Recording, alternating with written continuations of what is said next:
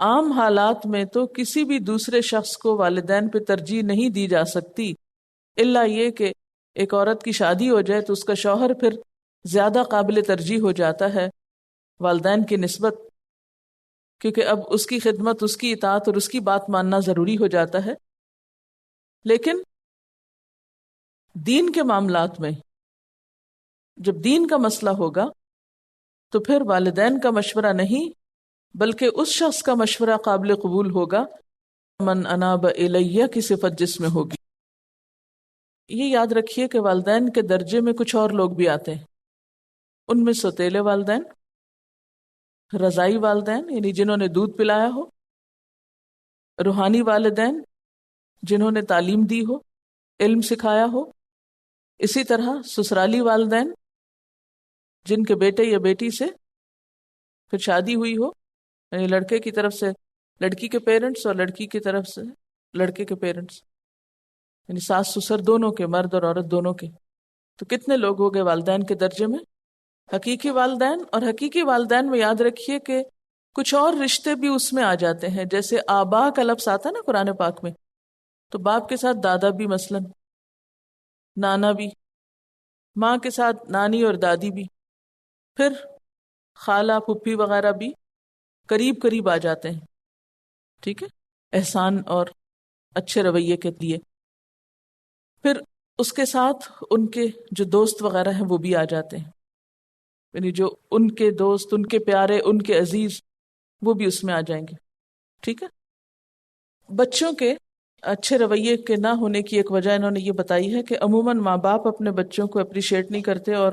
ان کو کمتر بتاتے رہتے ہیں، جس سے وہ ایک دوری آ جاتی بچپن سے۔ اس کے عوامل اور اسباب صرف یہی نہیں، کئی ایک ہیں، لیکن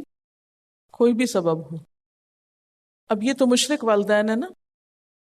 جو بہت ہی بڑا جرم کر رہے ہیں، لیکن اس کے باوجود کیا حکم دیا جا رہا ہے کہ تمہاری طرف سے اچھا ہی ہو۔ جو ماں باپ محبت کرتے ہیں، ہم پر واقعی حقیقی احسان کرتے ہیں، ان کے ساتھ تو ہمارے اندر خود بخود ایک محبت کے جذبات آ جائیں گے، لیکن جو ماں باپ نہیں کرتے پھر ان کے لیے کیا ہوگا؟ ان کے لیے تو پیدا کرنا پڑے گا نا، کیونکہ یہ تو اللہ کا حکم ہے، اللہ نے یہ حق دینے کو کہا ہے، فریضۃ من اللہ ہے، کوئی کچھ بھی کرے میری ذمہ داری کیا ہے، مجھے تو اسے نبھانا ہے، اس کے تحت ہمیں سوچنا ہوگا۔ تو اسباب اس کے کئی ایک ہیں کہ بچے عزت کیوں نہیں کرتے یا بچے کیئر کیوں نہیں کرتے۔ دونوں طرف سے یعنی بچوں اور والدین کے درمیان اچھے تعلقات کے لیے ایک یہ ہے کہ رات یا دن کے کسی حصے میں آپس میں بیٹھ کر دن کے باقی حصے میں کیے ہوئے کاموں کو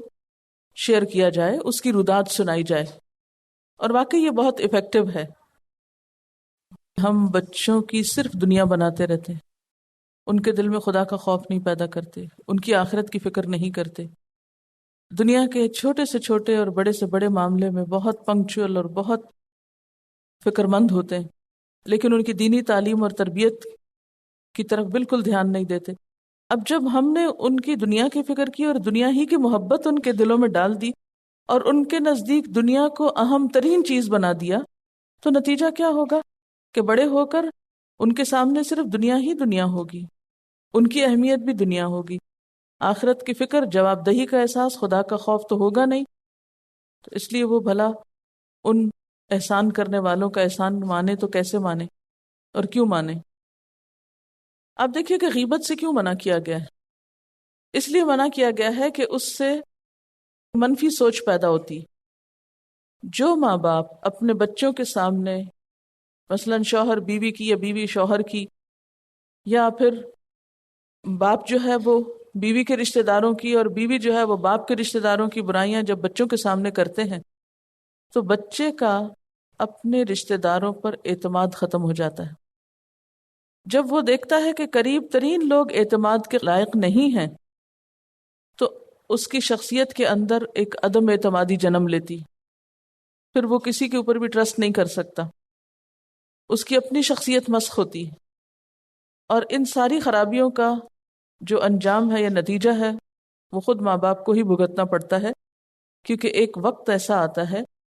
کہ جب وہ بچے ماں باپ پر بھی عدم اعتماد یا عدم اطمینان کا اظہار کر دیتے ہیں،